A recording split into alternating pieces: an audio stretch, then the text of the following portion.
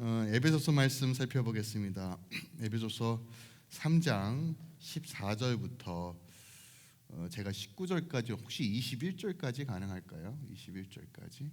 네, 죄송해요. 제가 오늘 아침에 말씀한다는 걸 좀 까먹었어요. 오늘 14절부터 21절까지 우리 좀 함께 읽었으면 좋겠습니다. 시작. 이러므로 내가 하늘과 땅에 있는 각 족속에게 이름을 주신 아버지 앞에 무릎을 꿇고 비노니 그의 영광의 풍성함을 따라 그의 성령으로 말미암아 너희 속사람을 능력으로 강건하게 하시오며 믿음으로 말미암아 그리스도께서 너희 마음에 계시게 하시옵고 너희가 사랑 가운데서 뿌리가 박히고 터가 굳어져서 능히 모든 성도와 함께 지식에 넘치는 그리스도의 사랑을 알고 그 너비와 길이와 높이와 깊이가 어떠함을 깨달아 하나님의 모든 충만하신 것으로 너에게 충만하게 하시기를 구하노라. 우리 가운데서 역사하시는 능력대로 우리가 구하거나 생각하는 모든 것에 더 넘치도록 능히 하실 이에게 교회 안에서와 그리스도 예수 안에서 영광이 되도록 영원 무궁하기를 원하노라. 아멘. 하나님의 말씀입니다. 오늘 바울의 그 세 번째 기도의 말씀을 좀 살펴보려고 해요.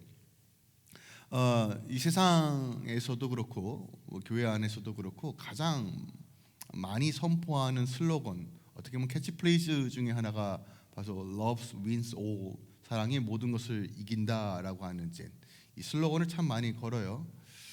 개인적으로 제가 좋아하는 가수 노래 제목이기도 한데, 사랑이 모든 것을 이긴다라고 하는 것, 어떤 개념으로서 이 캐치프레이즈를 사용할까요?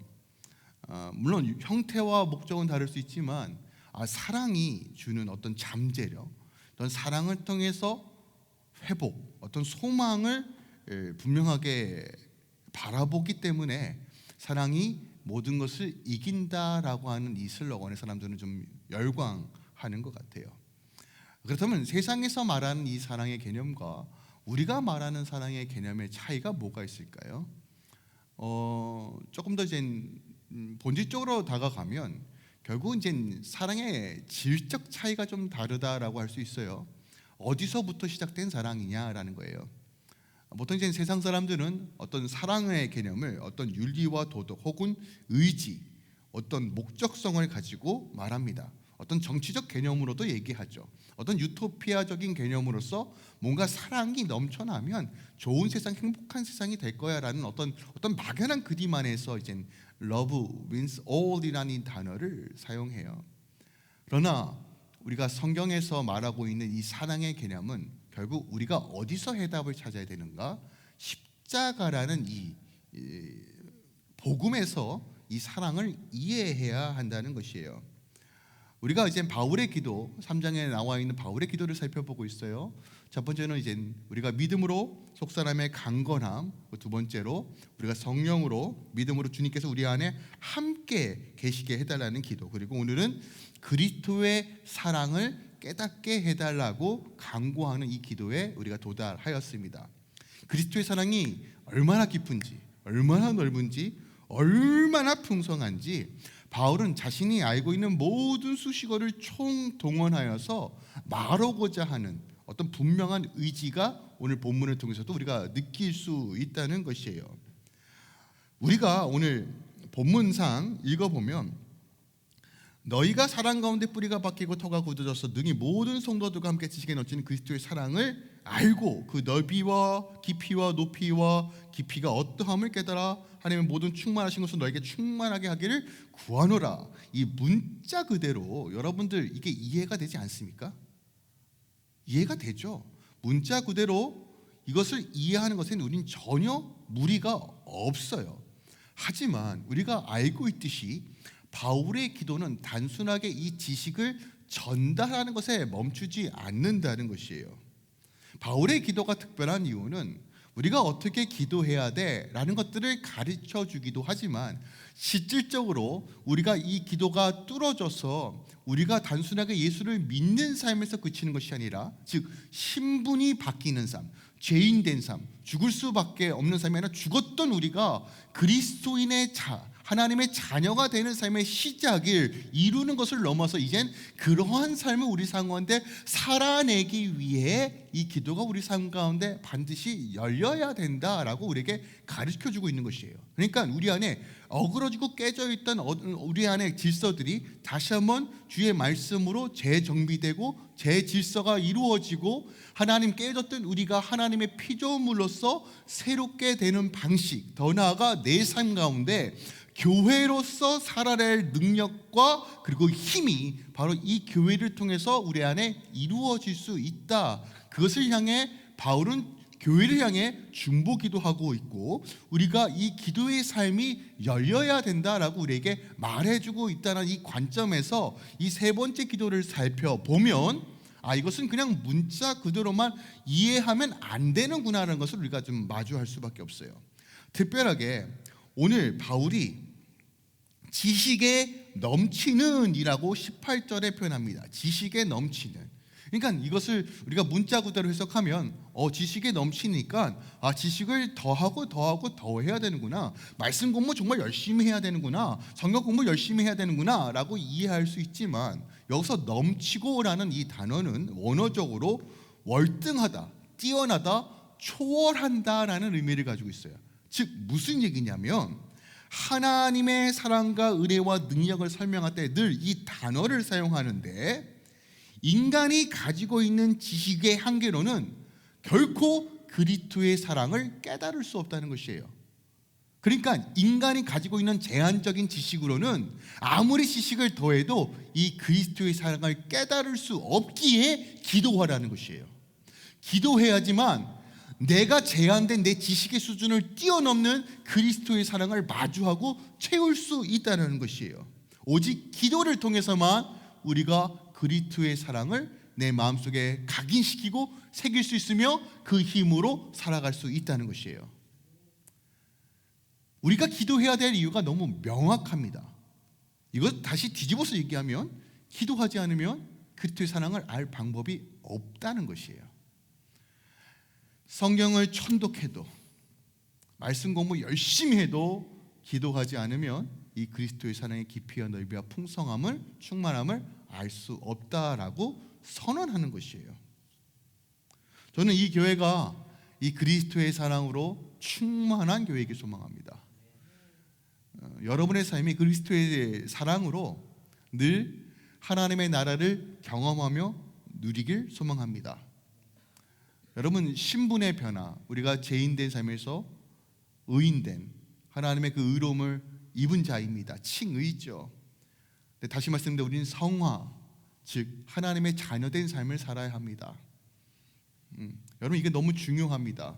예수를 믿어도 예수 믿은 티가 전혀 안 나는 사람이 있어요.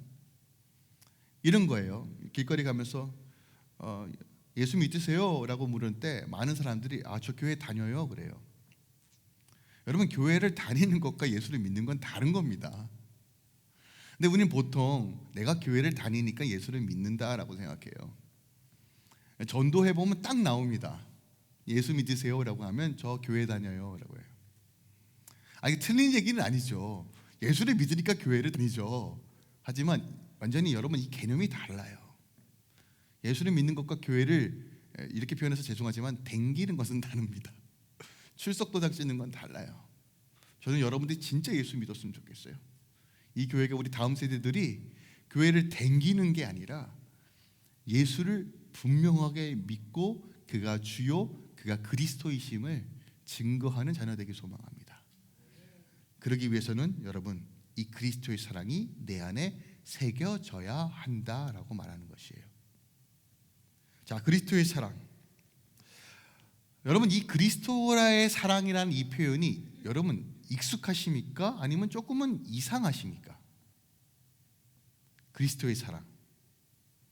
여러분 이 그리스도라의 사랑이라는 이 단어를 여러분 마주하셨을 때 퀘스천이 있어야 돼요. 솔직하게 말씀드리면. 왜냐하면 성경에서 사랑이라는 이 단어 앞에 수식어에는 보통 그리스도의 사랑이라고 표현하지 않아요. 보통 우리가 뭐라고 표현하죠? 하나님의 사랑이라고 표현하시지 그리스도의 사랑이라고 표현하지 않아요. 여러분 성령님의 사랑이라고 표현합니까? 아니, 표현할 수는 있어요. 여러분, 이게 표현의 자유잖아요. 표현의 자유인데 성경에서 성령님의 사랑이라고 하는 구절은 잘 마주하는 것이 쉽지가 않습니다. 그죠? 그리스도의 사랑도 마찬가지예요. 그렇게 크게 사용하지 않아요. 우리는 보통 이렇게 표현합니다. 하나님의 사랑, 우리 예수님의 은혜, 성령님의 교통하심이라고 표현해요. 왜 그럴까요? 고린도후서 13장 13절의 말씀에 근거해요. 축도할 때 이제는 우리 주 예수 그리스도의 은혜와, 그러니까 이 축도를 근거로 하여 하나님은 사랑이야, 우리 주님은 은혜야, 그리고 우리 성령님은 내주 교통하심이야 라고 하는 개념들이 잡혀 있어요. 그래서 그리스도의 사랑이라는 표현을 잘 하지 않습니다.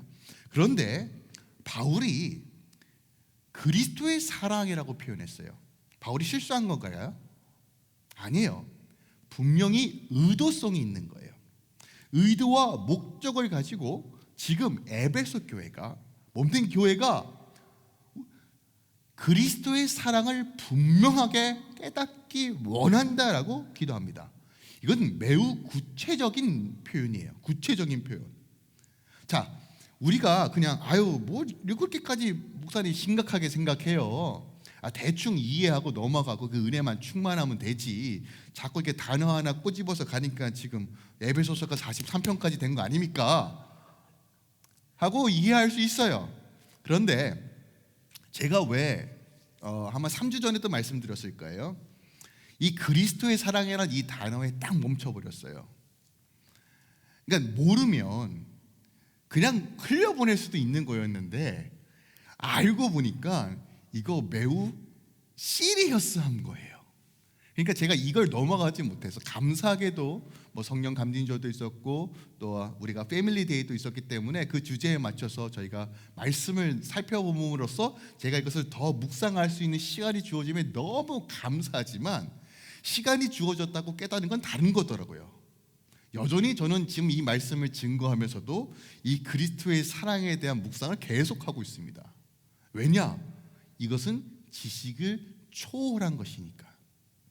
제가 대이념과 생각으로 깨닫는 조차가 한계가 있기에 지금도 주의 은혜를 구하면서 말씀을 전하고 있어요. 제가 왜 그리스도의 사랑이라는 이 단어에 멈췄냐면, 바울은 한 단어 한 단어를 사용함에 있어서도 결코 허투루 사용하지 않기 때문에 그래요. 그 당시 상황을 좀 이해하면 바울이 왜 그래 했는지를 이해할 수 있어요. 여러분, 오늘날 우리가 종이에다 글을 쓰고 지우는 것은 쉽나요? 어렵나요? 쉬워요. 심지어 종이도 안 사용하죠. 카톡으로 띠띠띠띠, 이메일로 띠띠띠 쳐요. 그러니까 저 같은 사람들은 이제 글을 쓰는 게 힘들죠. 이게 손으로 썼는지 발로 썼는지 모르니까요. 그 정도로 글 쓰는 것이, 요즘은 손으로 글을 쓴다는 것 자체가 굉장히 이제는 익숙하지 않는, 그죠? 차라리 문자나 컴퓨터 키보드가 더 편한 시대에 우리가 살고 있습니다. 1세기 때는요, 아니요, 결코 쉬운 일이 아니란 말이에요. 기본적으로 종이를 구하는 것 자체가 쉽지가 않았어요. 종이는 어떤 종이를 사용했나요? 우리가 역사 시간에 배우잖아요. 파피루스, 막 눌러서 만든 종이, 혹은 양의 가죽을 양피지로써 그 종이를 대신했죠. 즉 무슨 얘기냐면, 종이를 구하는 것조차 어려웠으며 종이 가격 자체가 어마어마했다는 것이에요. 그러니까 바울이 편지를 쓴다는 건 이렇게 이해하시면 돼요.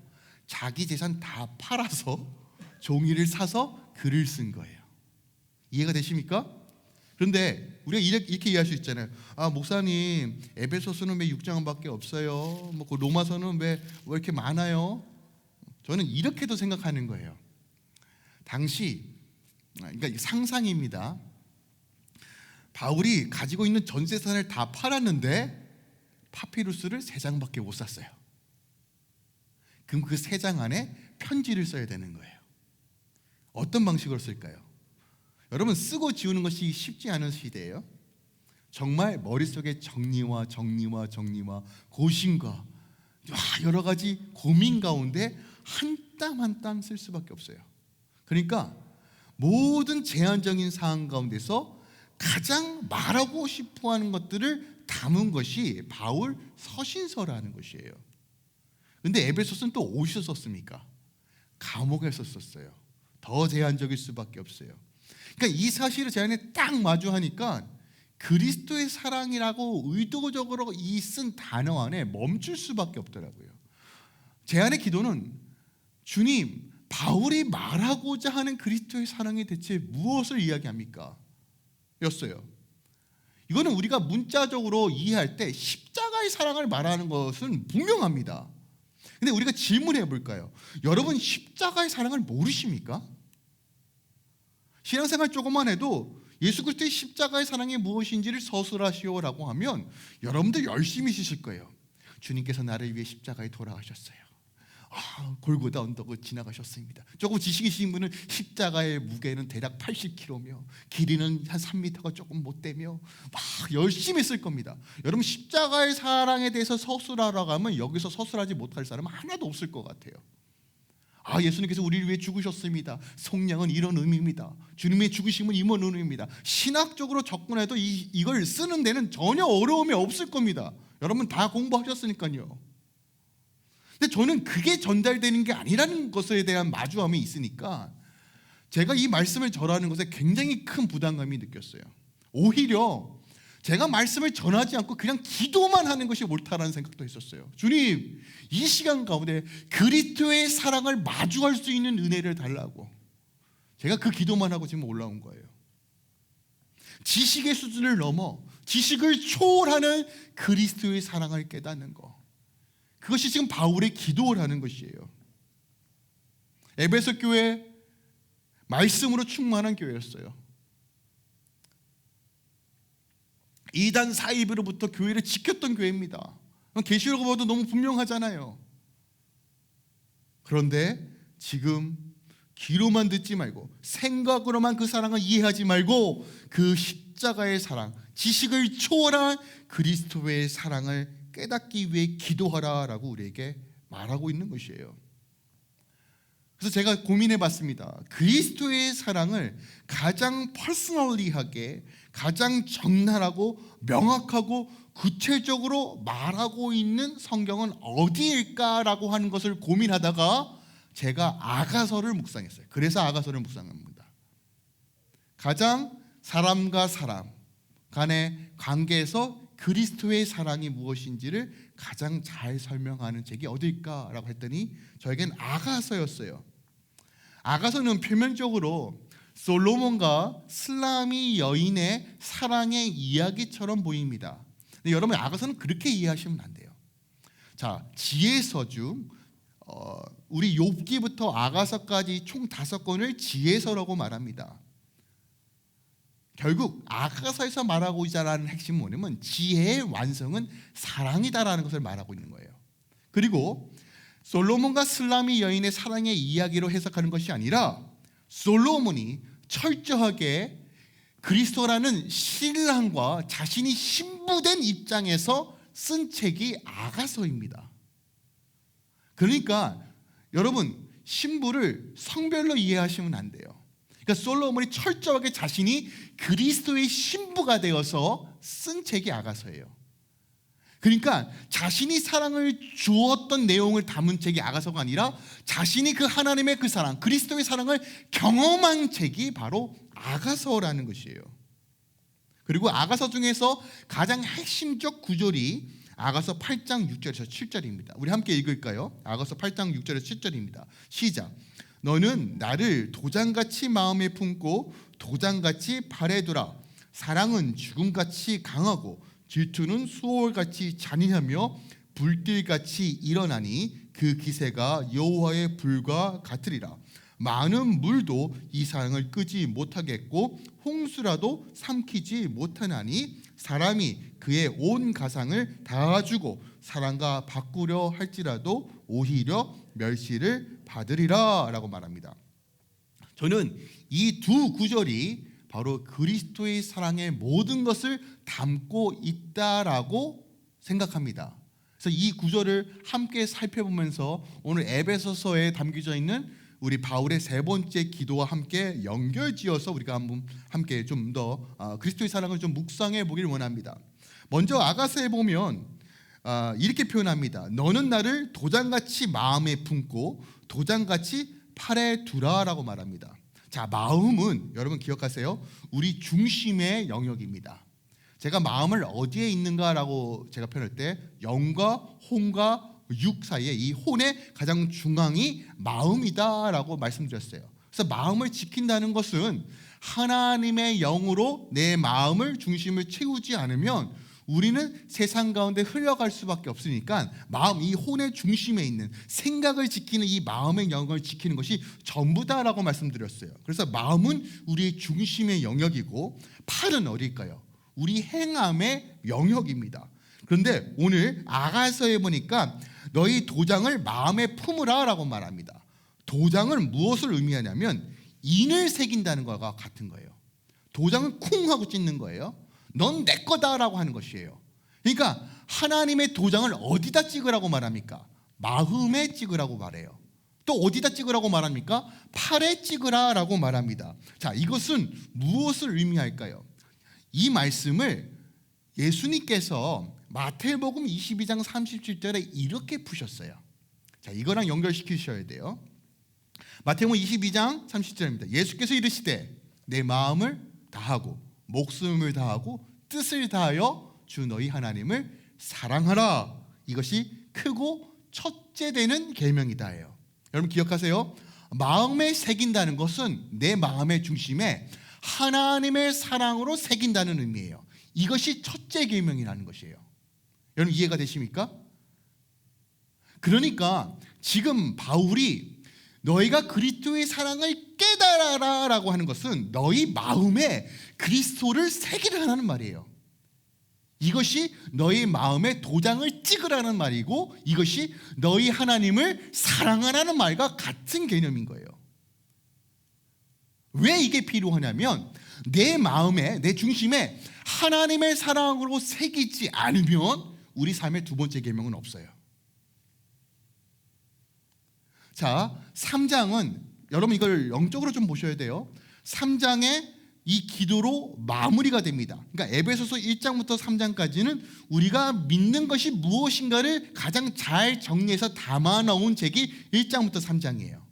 그럼 4장부터는요. 그렇다면 믿는다면 우리가 어떻게 살아야 돼? 라고 말하는 것이 4장부터 6장까지의 내용입니다. 즉 1장부터 3장까지는 우리 마음 가운데 새겨야 될 진리의 말씀이 무엇인지를 말하고 있어요. 그리고 바울의 세 번째 기도의 마무리가 무엇입니까? 그리스도의 사랑으로 나를 채우라고 말하고 있어요.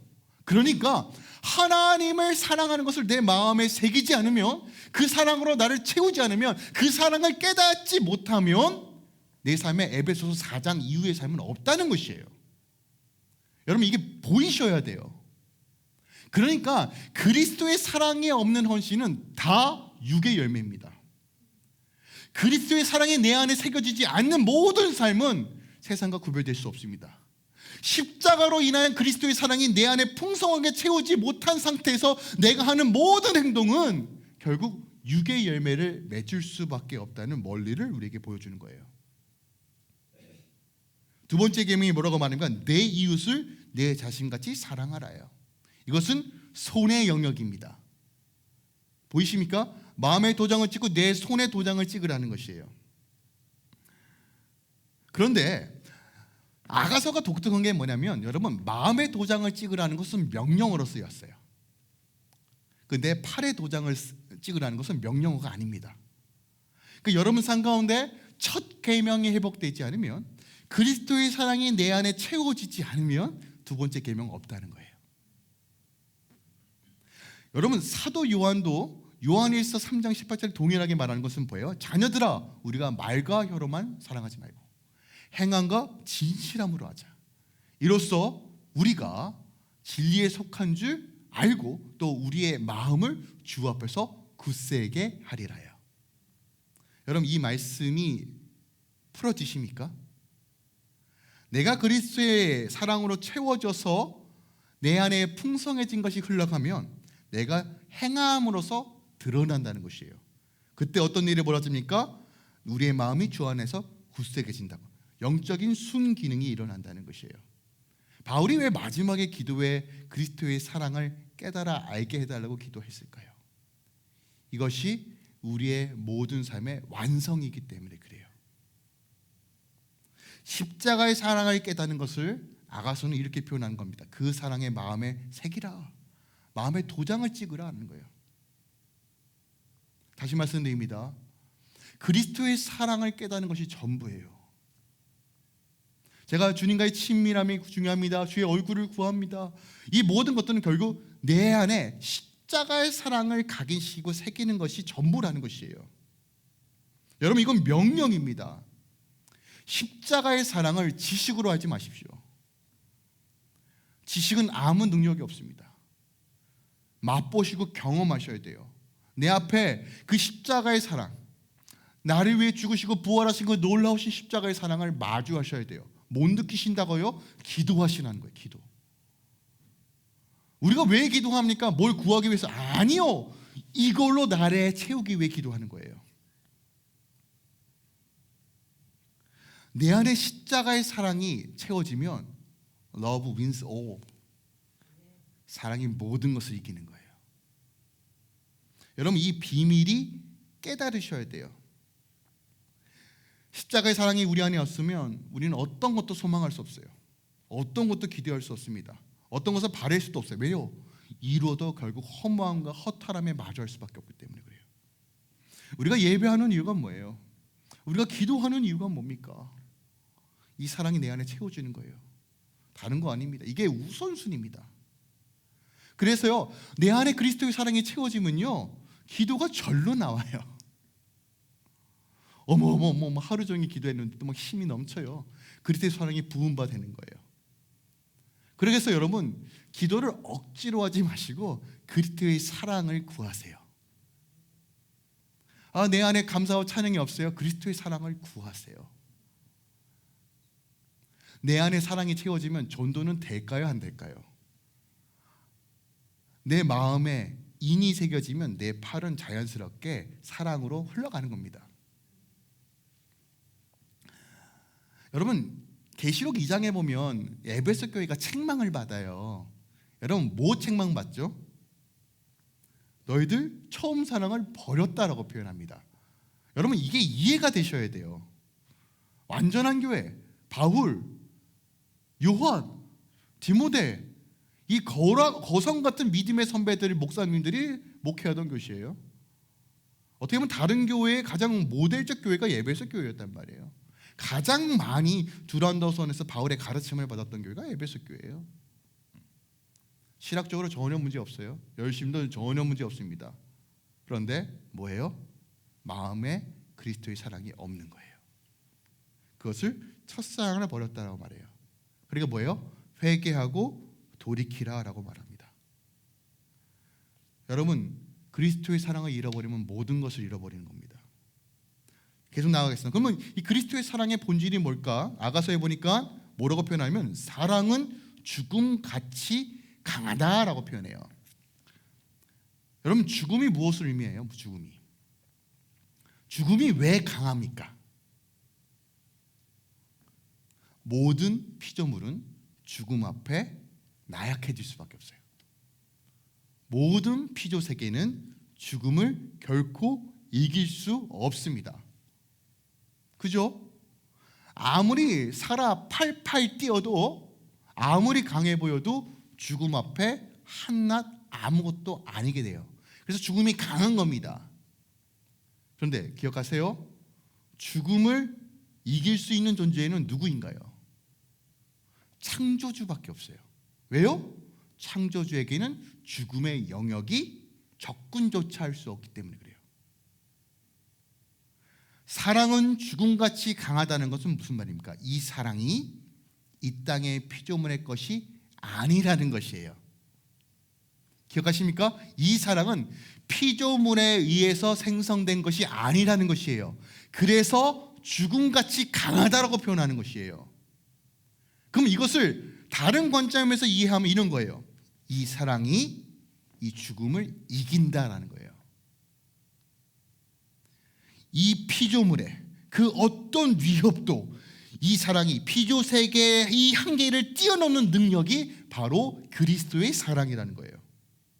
그러니까 이 사랑이, 이 십자가의 사랑이 내 안에 부어지면 이 피조물의 한계를 뛰어넘는 하나님의 능력이 임한다는 것이에요. 여러분, 우리는 육을 가지고 있기 때문에 이 피조 세계의 한계에, 이 한계 안에서 살아가게 됩니다. 그죠? 모든 사람은 죽음을 마주할 수밖에 없어요. 모든 흙으로 만들어진 모든 피조물은 죽음 앞에 나약해질 수밖에 없어요. 근데 이 사랑은 어디서 온 거라고요? 창조주로부터 온 사랑이에요. 즉 피조물의 한계를 뛰어넘는 죽음같이 강한 사랑이 지금 누구에게 임했다라고 표현하는 거예요. 내 안에. 무엇을 통해서요? 십자가를 통해서요. 자, 그렇다면 여러분 기억하세요. 이 사랑이 내 안에 부어지면 어떤 일이 벌어질까요? 이 피조물의 그 어떤 위협과 고난과 환경도 나를 넘어뜨릴 수 없는 거예요. 이 비밀들이 보이셔야 돼요. 우리가 지금 이 땅에 육을 가지고 있고 이 땅에 살기 때문에 이 피조물의 세계의 질서 안에 있는 것처럼 보입니다. 고난과 핍박과 어려움, 눈에 보이는 모든 어려움들, 그러나 기억하세요.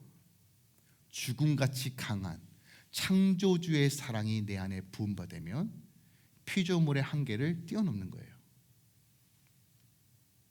그거 이야기하고 있는 거예요. 죽음같이 강하다는 거. 또한 뭐라고 표현합니까? 질투는 소울같이 잔인하며요. 여러분, 질투는 언제 느끼나요? 질투. 여러분 질투 언제 느끼세요? 어머, 질투.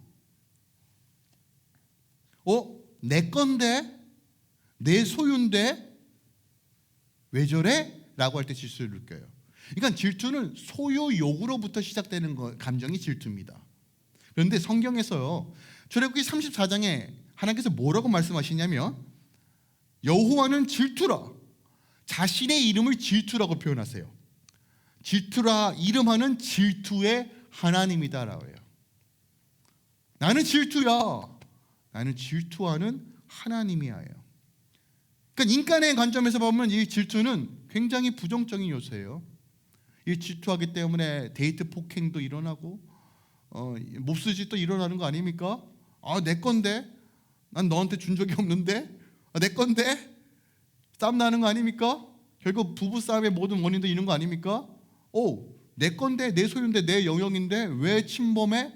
보통 이런 걸로 우리가 싸우는 거 아닙니까? 그런데 하나님의 관점에서 보면 질투는 우리를 향한 완전한 사랑이라는 거예요. 내 소유야, 내 거야 라는 것이에요. 여러분 기억하세요. 그의 백성들이 하나님을 사랑하지 않는 것에 대해서 하나님 질투하세요. 끝까지. 여러분 이 질투가 결국 십자가 사건을 만든 거예요. 하나님의 질투가 그 자신을 죽이기까지 우리를 사랑하는 형태로 만들어진 거란 말이에요. 하나님은 질투하시기 때문에, 우리 향해 질투하시기 때문에 그 사랑으로 자신을 내어주신 것이에요. 오늘 바울이 이 그리스도의 사랑, 그 질투의 하나님을 깨달아라라고 얘기하는 거예요. 여러분 하나님의 그 질투가 내 안에 임했을 때 우리 삶 가운데 어떤 역사가 일어나는지 아십니까? 그것이 가장 잘 보여주는 사건이 민수기 25장에 나와요. 민수기 25장에 보면 이스라엘 백성들이 발람의 꾀에 넘어가 시딤에서 모압 여자와 음행을 벌이는 사건이 벌어져요. 그러니까 강만 건너면 이제는 가나안 땅에 들어가기 직전에 시딤이라는 지역에서 또 넘어집니다. 이 발람의 꾀에 넘어가서 그때 아론의 손자 엘리야사의 아들 비느하스가 창을 가지고 막사로 들어가 음행하고 있는 이스라엘 남자와 모압 여자를 창으로 배를 뚫어버려요. 얼마나 잔인한 거예요. 야, 사람을 죽였네? 그런데 하나님이 비느하스에게 뭐라고 말씀하신지 아십니까? 민수기 25장 11절 이하입니다.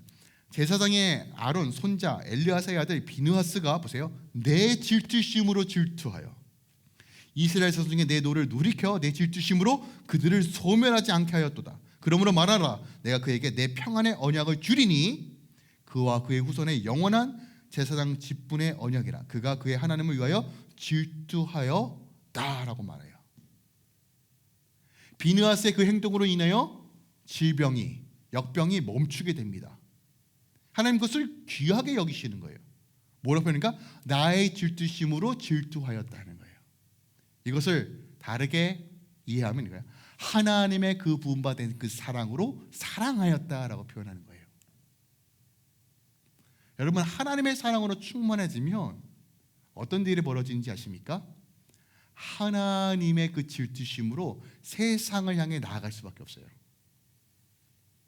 하나님을 떠나는 영혼들을 향하여 그 사랑으로 대할 수밖에 없다는 거예요. 이것이 성령 충만의 본질이에요. 오늘 좀 어렵죠? 어려워요. 저도 전하면서 어려워요. 그런데 제가 전할 수 있는 방식이 이것밖에 없어요. 왜요? 그리스도의 사랑의 깊이를 깨닫으니까 제 지식으로는 이게 한계치예요. 근데 저는 확신하는 게 있어요. 기도하면서 올라오면서 성령께서 알고 깨닫게 하신다는 확신이 있었어요. 저는 하나님의 질투심이 여러분 삶 가운데 임하길 소망합니다. 지식으로 그리스도의 사랑을 이해하지 마세요. 지식에 머무른다면 여러분 씨름하셔야 돼요. 그 하나님의 질투심. 여러분, 하나님이 나를 향한 그 질투심을 이해할 때 나의 가치가 무엇인지 깨닫게 됩니다. 창조주가 나를 어떻게 보시는지. 여러분, 나에게 나를 주목하면요, 우린 절망할 수밖에 없어요. 사람들이 왜 자꾸 자살하는지 아십니까? 아무것도 없는 나에게 자꾸 주목해서 그래요. 팔 것 없고 구멍밖에 숭숭 뚫릴 수 없는 나의 자신에게 자꾸 기대하기 때문에 그래요. 네, 여러분, 시선을 돌려 하나님께 고정하는 순간 어떤 일이 벌어지는지 아십니까? 그 꺼지지 않고 깊이와 넓이와 그 충만함이 셀 수 없는 그 사랑의 부음받으면요, 아, 하나님이 나를 그렇게 사랑하시는구나. 다른 사랑, 다른 사람의 인정이 그렇게 가치 있게 느껴지지 않아요. 여러분, 너무 큰 거에 압도되면요, 다른 것은 상대적으로 정말 초라하게 보여요. 그리스도의 사랑이라는 건 그런 거예요. 십자가의 사랑이라는 건 그런 거예요. 그 하나님의 그 질투심이 내 안에 임하는 순간, 그것이 깨달아지는 순간 내가 어떤 존재인지가 분명히 각인된다고요. 그래서 이 사랑이 모든 것을 이긴다라고 표현하는 거예요. 자, 아가서 말씀입니다. 계속 이어가요. 7절입니다. 많은 물도 그 사랑을 끄지 못하고 홍수라도 삼키지 못하나니. 여러분, 성경에서 많은 물은 고난과 어려움, 세상으로부터 오는 고난과 어려움과 핍박을 의미합니다. 그러니까 여러분, 이 피조 세상에서 오는 핍박과 어려움도 여러분 이 사랑을 끈다고 말해요? 끄지 못한다고 말해요? 끄지 못한다고 말해요. 홍수는요, 갑작스럽게 임하는 어려움이에요. 여러분, 문제 없는 가정 없어요. 문제 없는 인생 없습니다. 여전히 씨름하고 돌파해야 될 수많은 문제들이 있어요. 근데 오늘 아가서가 뭐라고 말합니까? 하나님의 사랑, 그리스도의 사랑을 끊을 수 없다라고 말합니다. 자, 이 비밀을 깨달았어요. 그리고 이 비밀을 바울은 어디에 담았을까요? 그게 로마서 8장이에요. 여러분, 너무나 사랑하는 구절, 로마서 8장 35절 이해합니다. 우리 함께 읽을까요? 시작. 누가 우리를 그리스도의 사랑에서 끊으리요? 환난이나 공고나 박해나 기근이나 적신이나 위협이나 칼이나 기록된 바 우리가 종일 주를 위하여 죽임을 당하게 되며 도살 당할 양같이 여김을 받았나이다 함과 같으리라. 그러나 이 모든 일에 우리를 사랑하시는 이로 말미암아 우리가 넉넉히 이긴다. 바울이 이걸 깨달았어요. 그리스도의 사랑이면 되는구나. 저 십자가의 사랑이면 전부구나. 이 피조의 세상에서 나를 위협하는 그 모든 많은 물과 홍수도 그리스도의 사랑에서 끊을 수 없구나. 여러분, 지금 어떤 상황에 계십니까? 질병, 어려움, 재정적인 문제, 자녀의 문제, 수많은 문제와 위협 속에 있지 할지라도 이 피조 세계를 한계와 위협을 넘는 그리스도의 사랑이 지금 우리 안에 있습니다. 십자가를 바라보는 모든 자들에게 그 사랑이 부음바 됩니다. 그래서 요한일서 4장에 사랑은 두려움을 내어 쫓는다라는 거예요.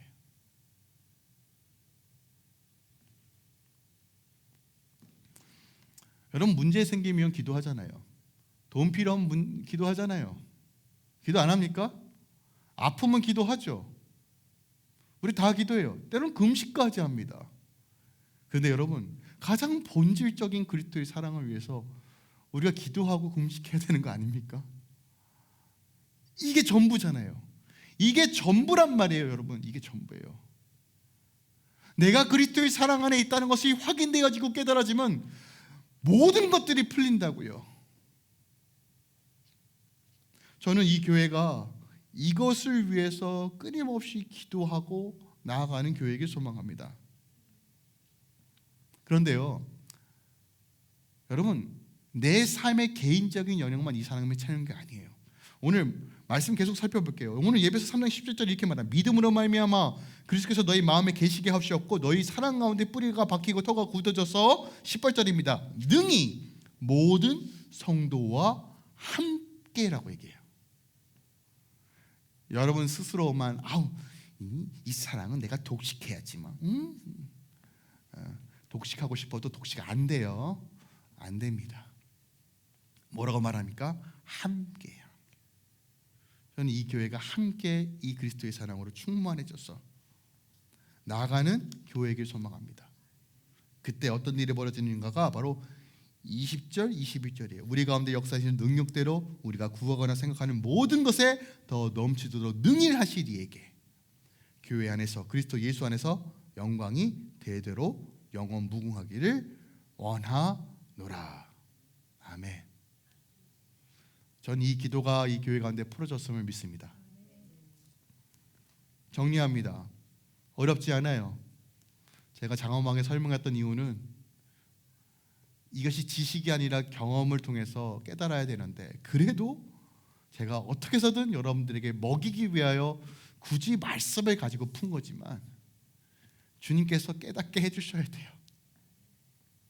그래서 우리 함께 좀 기도했으면 좋겠어요. 하는 그 사랑으로 오늘 나를 좀 채워주세요. 십자가의 사랑이 지식이 아니라 실제가 되는 그 놀라운 사랑을 마주하게 해주세요. 그래서 어떤 상황이든 간에 믿음을 포기하지 않고 그리스도의 깊이와 높이와 그 넓이를 충만하게 채워줘서 이 세상을 이겨낼 힘을 주세요. 그 사랑이 모든 것을 이긴다고 말했는데 하나님 그 사랑으로 날마다 부음받는 인생 새겨주세요. 여러분 함께 이 시간 간구하길 소망합니다.